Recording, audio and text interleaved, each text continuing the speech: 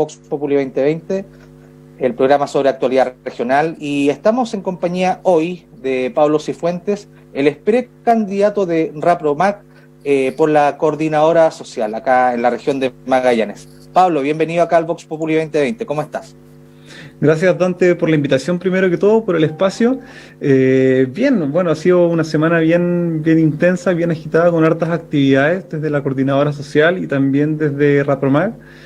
Como bien dices tú, estamos ahí levantando una precandidatura donde esperamos poder representar al mundo de la educación en primera instancia y también las distintas demandas que vienen desde el mundo social.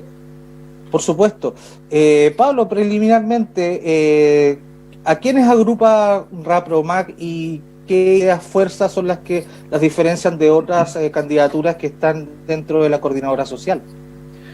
Bueno, contarte un poquito, el RAPROMAC nace el año pasado en el contexto de las movilizaciones sociales, ¿cierto? Luego del 18 de octubre, donde un grupo de profesores y profesoras que nos fuimos encontrando en realidad en distintos espacios de discusión o incluso en la calle, empezamos a entender que teníamos ideas en común y empezamos a hacer distintas reuniones, asambleas, cabildos para hablar sobre educación, entendiendo que se nos venía un proceso constituyente por delante. Y sentimos que desde ese momento ya que era importante empezar a definir qué visión tenemos sobre la educación y cuál es también su rol dentro de la sociedad, ¿ya? Y en ese proceso ya nos fuimos formalizando con el correr de los meses y conformamos lo que hoy es RAPROMAC, que es la Red Autónoma de Profesoras y Profesores de Magallanes. En general somos educadores y educadoras que venimos desde el mundo independiente, que no tenemos filiación política, tampoco somos la mayoría de nosotros colegiados, entonces buscábamos nuevos espacios de representación y poder en el fondo discutir sobre estos temas cuando no encontrábamos de repente cabida en otros espacios. Entonces, en ese sentido, bueno, hemos venido trabajando, haciendo distintas consultas, encuestas, cabildos, como te decía anteriormente, y hoy en día estamos enfocados directamente a trabajar en poder llevar estas ideas a la Constitución, ¿ya? Y así fue como llegamos a trabajar con la Coordinadora Social por el apruebo o por una nueva Constitución en Magallanes, organización que integramos actualmente de manera activa. Y en este momento estamos en el proceso de levantar también esta candidatura, en este caso con el apoyo también de la red de profesoras feministas Gabriela Mistral, ¿Ya? que entendiendo que teníamos ideas en común y una visión similar sobre la educación y sobre cuáles son los principios básicos que debería tener una nueva educación, decidimos levantar este espacio también de representación y poder llevarlo obviamente a una discusión mayor. Perfecto. Pablo, en todo caso, estas primarias son absolutamente abiertas a toda la comunidad acá en la región de Magallanes, según yo entiendo. Y bueno, si tú bien representas las ideas respecto de la agrupación, queríamos saber particularmente quién es Pablo Cifuentes. Obviamente te dedicas a la educación, pero presente ese candidato. Bueno, como bien dices tú, Pablo Cifuentes, soy profesor de lenguaje y comunicación, llevo 10 años trabajando en docencia aquí en la ciudad de Punta Arenas, y en realidad, mira, siento que la educación, siempre nosotros tendemos a minimizar la discusión sobre educación pensando solamente en lo que pasa en las escuelas o lo que pasa en una sala de clase. Ya. Y creo que la educación debe ser entendida como un ente fundamental dentro de la organización social. Ya cuando nosotros hablamos sobre educación no estamos hablando solamente de didáctica y de pasar materia, sino que estamos hablando también del tipo de sociedad y el tipo de ciudadano que queremos construir y que queremos tener para el futuro.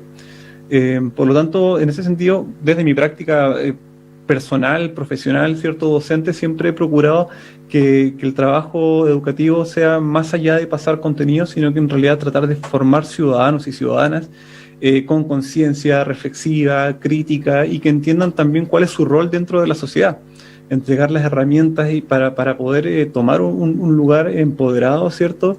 Y participar de manera activa. ¿Ya?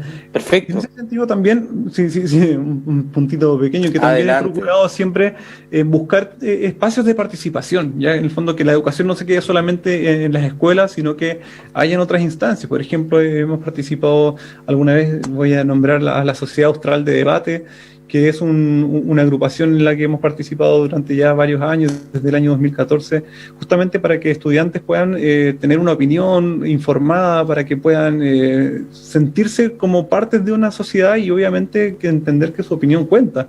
Y buscar siempre espacios de colaboración, no solamente, como te digo, en el espacio escolar, sino que entender que la educación pasa por establecer vínculos también entre las personas que conformamos una sociedad.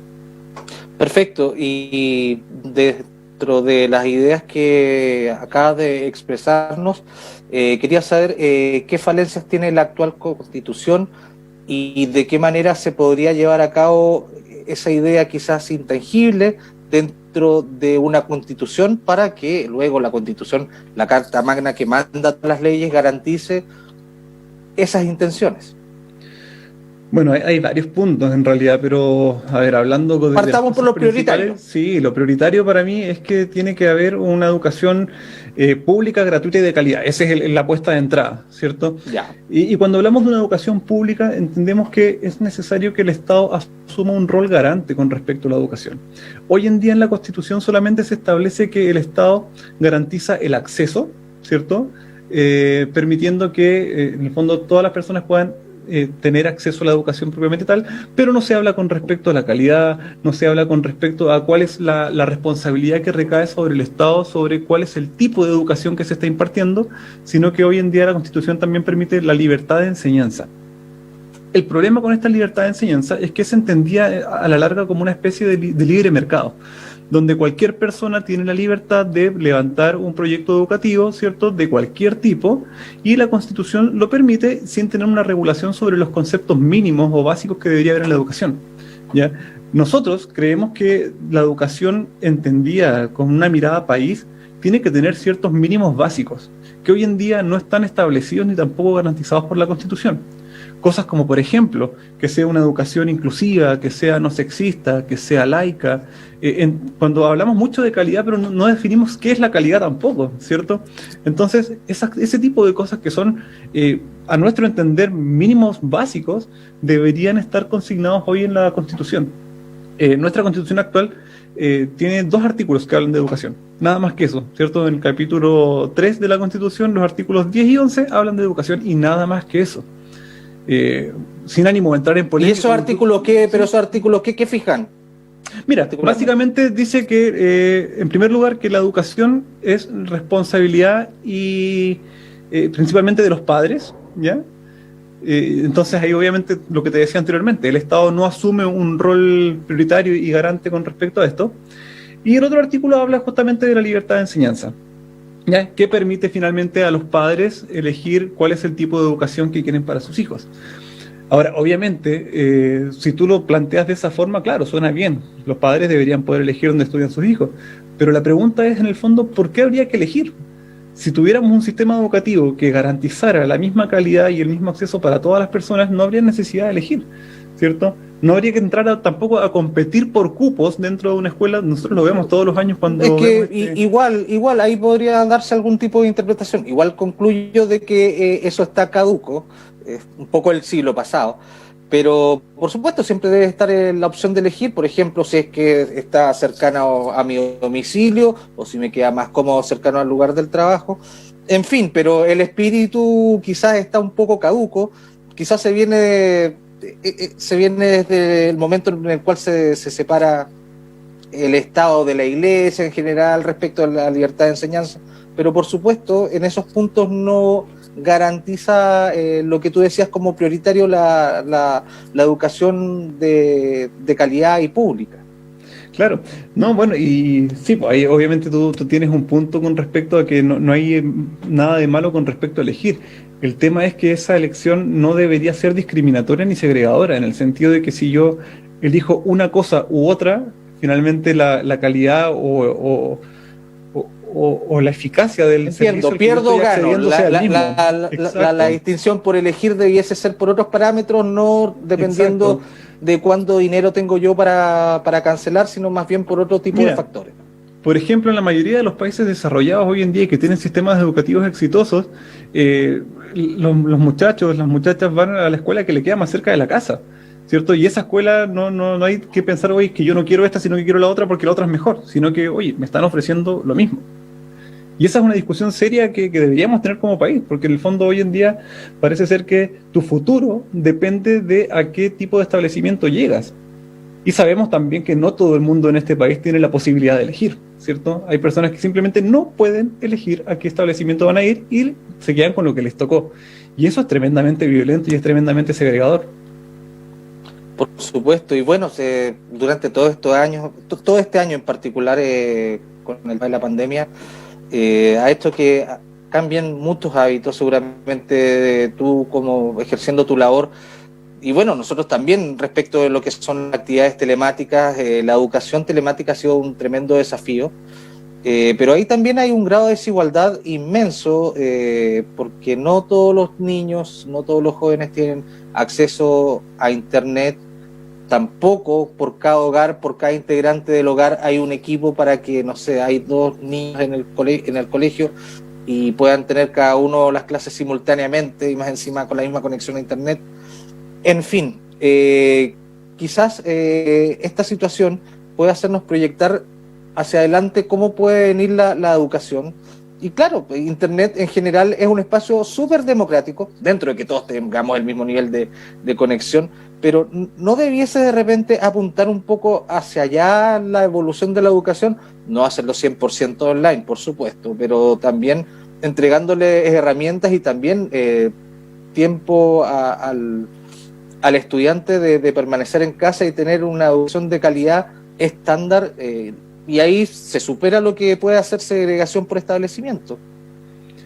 Sí, bueno, sin duda, yo creo que la situación de la pandemia nos ha obligado a reflexionar sobre muchos temas con respecto a la educación y al mismo tiempo ha desnudado una serie de carencias que son muy profundas y que en realidad se vienen diciendo hace mucho tiempo. Pero hoy en día esta situación nos llevó a un estado límite donde decimos, oye, en realidad esto está funcionando mal.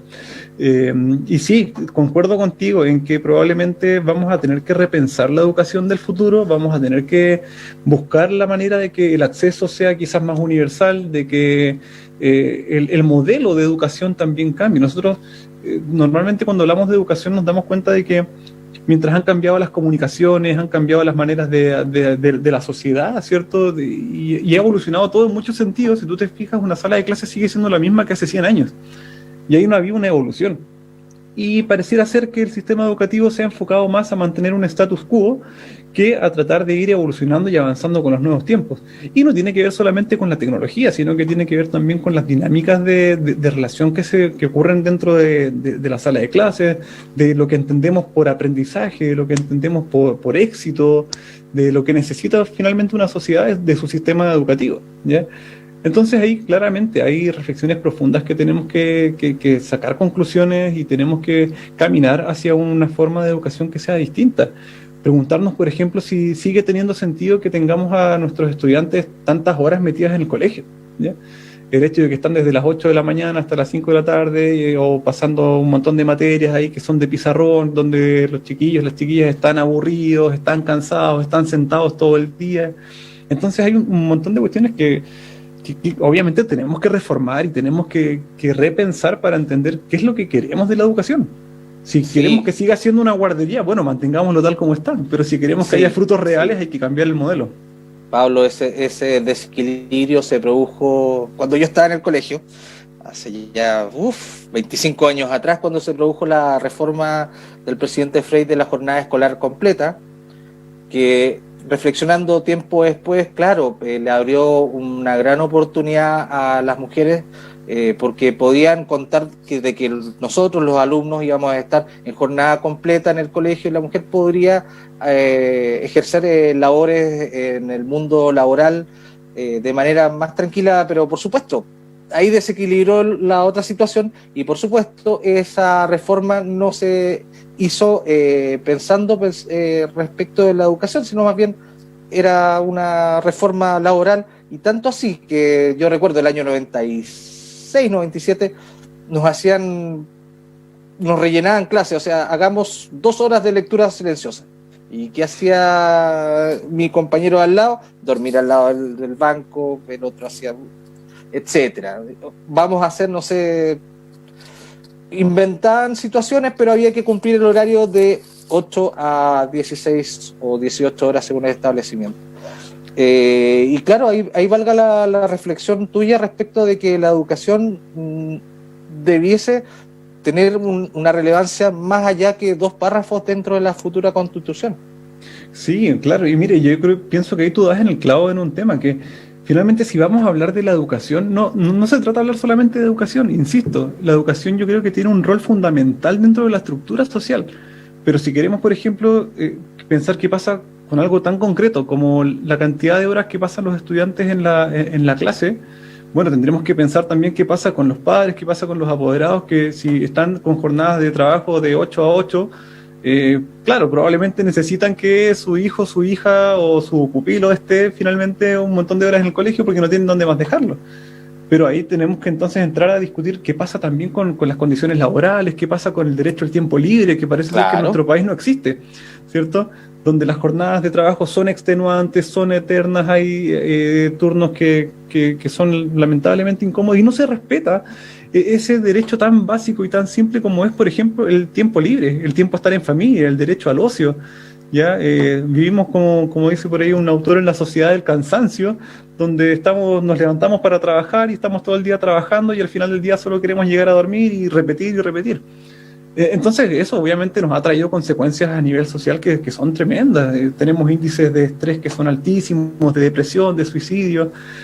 También qué pasa con la orgánica dentro de las familias, ¿cierto? Hay una serie de cuestiones que tenemos que también entrar a conversar y que finalmente la educación está atravesada por todos esos temas y no es llegar y hablar de, como te digo, del colegio, sino que es hablar de qué pasa con nuestra sociedad en su conjunto. Por supuesto. Pablo Cifuentes, precandidato de RAPROMAC para la coordinadora social. Te deseamos todo el éxito desde acá, desde Vox Populi 2020, y esperamos volver a conversar contigo. Veamos, quizás ya como candidato de la coordinadora social. Muchas gracias, Ojalá, Pablo, pues. por este contacto. Oye, brevemente, si me permites, Adelante. hacer un llamado, obviamente, a toda la ciudadanía a participar de la consulta que se va a hacer el día domingo 6. Ya, una consulta que digo es abierta a la comunidad y pueden votar por su precandidatura que más les represente. Y además, desde RAPROMAC y la Red de Profesoras Feministas Gabriela Mistral, el día martes de la próxima semana vamos a realizar un foro austral por la educación.